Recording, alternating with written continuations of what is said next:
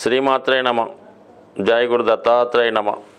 ఈ వీడియోలో మనం మకర రాశి వారికి డిసెంబర్ 1వ తారీఖు నుంచి 15వ తారీఖు మధ్యలో జరగబోయే పక్ష ఫలితాలు ఏ విధంగా ఉంటాయో తెలుసుకునే ప్రయత్నం చేద్దాం. మకర రాశి వారికి ఈ పక్షమంతా కూడా లాభస్థానంలో ఏర్పడినటువంటి బుధాదిత్య యోగ ప్రభావం వల్ల మరి జాతకుడికి ప్రభుత్వ పరమైనటువంటి అదృష్టం కలిసి వచ్చే అవకాశం ఉంది. ప్రభుత్వ పథకాలు అనుకూలంగా రావడం, విద్యార్థులకి స్కాలర్షిప్ లాంటివి రావడం జరిగే అవకాశం ఉంది.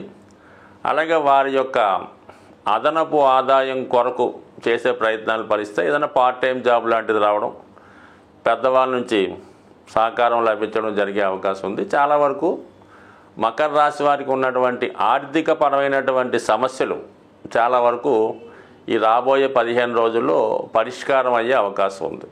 అలాగే మరి వ్యాపారస్తులు తమ యొక్క ఆదాయాన్ని పెంచుకునే ప్రయత్నంలో కొత్త వ్యాపార ప్రయత్నాలు చేయడం జరుగుతూ ఉంటుంది.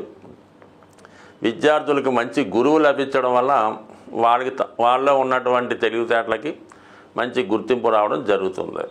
ఇక రాశిలోనే ఈ డిసెంబర్ 2వ తారీఖు నుంచి యోగకారకుడైనటువంటి శుక్రుడు రాశిలో సంచరించడం జరుగుతుంది మకర రాశి వారికి. చాలా వరకు మకర రాశి వారు ఒక విధమైనటువంటి నిజాయితీతో కూడుకున్నటువంటి క్రమశిక్షణతో కూడుకున్నటువంటి జీవితానికి ఎక్కువగా ఇష్టపడుతూ ఉంటారు. వాళ్ళు పెద్దగా సౌకర్యాలు అవి వాళ్ళకి పెద్దగా ఇష్టం ఉండదు. చాలా సింపుల్గా లైఫ్ లీడ్ చేస్తూ ఉంటారు.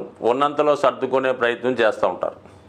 అటువంటి వారికి ఈ శుక్రగ్రహ ప్రవేశం రాశిలో రావడం వల్ల కొన్ని అదనపు సౌకర్యాలు ఏర్పడడం జరుగుతూ ఉంటుంది. మంచి వాహన సౌకర్యం, గృహంలో విలువైన వస్తువులు, ఇవన్నీ కూడా మరి తనకి ఇష్టమైనటువంటి హోటల్లో స్టే చేయడం కానీ, మంచి ఆహారం స్వీకరించడం కానీ, అంటే శుక్ర ప్రభావం వల్ల ఏంటంటే జాతకుడు ఈ రాబోయే 15 రోజుల్లో ఏదో ఒక వివాహ వేడుకలోనో అలాగే ఏదైనా గెట్ టుగెదర్ ఫంక్షన్లోనో పాల్గొనడం, తనకి ఇటువంటి సౌకర్యాలు లభించడం, మంచి ఆహారం, మంచి స్నేహితులు, మంచి ఎంటర్టైన్మెంటు ఈ వారంలో లభించే అవకాశం ఉంది. జాతకుడు ఏమైనా కొంత తన యొక్క బాధల్ని కష్టాలని మర్చిపోయి కొద్ది రోజుల పాటు సంతోషంగా గడపడానికి ఈ గ్రహస్థితి అనుకూలిస్తూ ఉంటుంది. ఇది స్త్రీలకు ఇంకా చాలా అనుకూలంగా ఉంటుంది. వారికి విలువైనటువంటి బహుమతులు లభిస్తాయి. వాళ్ళు చాలా ఆకర్షణీయంగా అందంగా ఉండే ప్రయత్నం చేస్తారు, అంటే అలా కనబడుతుంటారు. అలాగే వాళ్ళు మంచి విలువైన వస్త్రాలు, ఆభరణాలు ధరించడం వల్ల అందరి దృష్టి వాళ్ళ మీద పడడం జరుగుతూ ఉంటుంది. ఇది వివాహం కొరకు ఎదురు చూస్తున్నటువంటి అమ్మాయిలకు కానీ అబ్బాయిలకు కానీ వివాహ ప్రయత్నాలు ఫలించడానికి, వివాహ విషయంలో ఒక క్లారిటీ రావడానికి ఈ గ్రహస్థితి అనుకూలంగా ఉంది. అంటే ఇక్కడ రాశిలో శుక్రగ్రహం, సహజంగా భార్యాకారకుడు శుక్రుడు, సప్తమంలో కుజుడు వీక్ అయి ఉన్నప్పటికి కూడా సప్తంలో ఉండడం వలన ఈ సమయంలో మరి పెళ్లి చూపులు ఏర్పాటు చేసుకుంటే ఇది అమ్మాయిలకు అనుకూలంగా ఉంటుంది. ఎందుకంటే శుక్రుడు బలంగా ఉన్నాడు, అంటే అమ్మాయిలదే పై చేయి అవుతుంది. అమ్మాయికి నచ్చితే ఓకే అవుతుంది మ్యారేజ్. అంటే అబ్బాయిలది ఏముందంటే కుజుడు కదా, కుజుడు అబ్బాయిలది వీక్ అయి ఉన్నాడు. దానివల్ల ఏంటంటే అబ్బాయి ఇతని అంగీకారం పెద్దగా పట్టించుకోరన్నమాట. అమ్మాయికి అబ్బాయి నచ్చితే వివాహం ఓకే, లేదంటే నాకు నచ్చిందని అబ్బాయి చెప్పినా కూడా డోంట్ కేర్, అమ్మాయిదే పై చేయి అవుతుంది. మరి ఇటువంటి పెళ్లి చూపుల్లో అమ్మాయిలకి వివాహం నిర్ణయమయ్యే అవకాశం ఉంది. సో ఇది ఒక విధంగా చిన్న ఎగ్జాంపుల్ అంతే. దాని తర్వాత ఏంటంటే మకర రాశి వారికి ధనస్థానంలో ఉన్నటువంటి శని భగవానుడు రాహు నక్షత్రంలోకి ప్రవేశించాడు. దీని కారణం వల్ల ఏంటంటే జాతకుడు ఉపాధి అవకాశాల్లో మార్పు రావడం జరుగుతుంది. అలాగే సినిమా పరిశ్రమ, సాఫ్ట్వేరు, మెడికల్ రంగంలో ఉన్నటువంటి వారికి కొత్త అవకాశాలు రావడం జరుగుతుంది. ఈ కాంబినేషను వ్యక్తిగతంగా మీకు కానీ మీ కుటుంబంలో ఒకరికి కానీ ఏదైనా కొత్త ఉద్యోగ అవకాశాలు వచ్చే అవకాశం ఉంది. దానికోసం ప్రయత్నం చేయడం వల్ల మరి కుటుంబం యొక్క ఆదాయం పెరగడం వల్ల వ్యక్తిగతంగా మీకు కొంత ఆర్థిక బర్డెన్ మీ మీద తగ్గబోతుంది. 5వ స్థానంలో గురుగ్రహ సంచారం జాతకుడికి తనలో ఉన్నటువంటి తెలివితేటలకి తగిన గుర్తింపు రావడం, ఎక్కువగా పుణ్య కార్యక్రమాలు, ఆధ్యాత్మిక కార్యక్రమాల్లో ఉండడానికి, లాభస్థానాన్ని గురువు వీక్షించడం వల్ల మంచి మార్గం ద్వారా ధన సహకారం లభించడానికి, మీ సమస్యల పరిష్కారానికి ఇది చక్కని గ్రహస్థితి. ఏమాత్రం కొద్దిగా ప్రయత్నం చేసినా మీ యొక్క కోరిక ఆశయం నెరవేరే అవకాశం ఉంది. అన్ని రాశుల వారికి ప్రస్తుతం ఉన్నటువంటి గ్రహస్థితి ప్రకారం ఎలా ఉంటుందంటే, మరి కుజుడు ఈ పక్షమంతా కూడా నీచ స్థితిలో ఉండడం వల్ల, అది సహజ చతుర్థ స్థానం అవడం వల్ల చాలా వరకు గృహంలో ఒక అసంతృప్తికరమైనటువంటి వాతావరణం కనబడుతూ ఉంటుంది.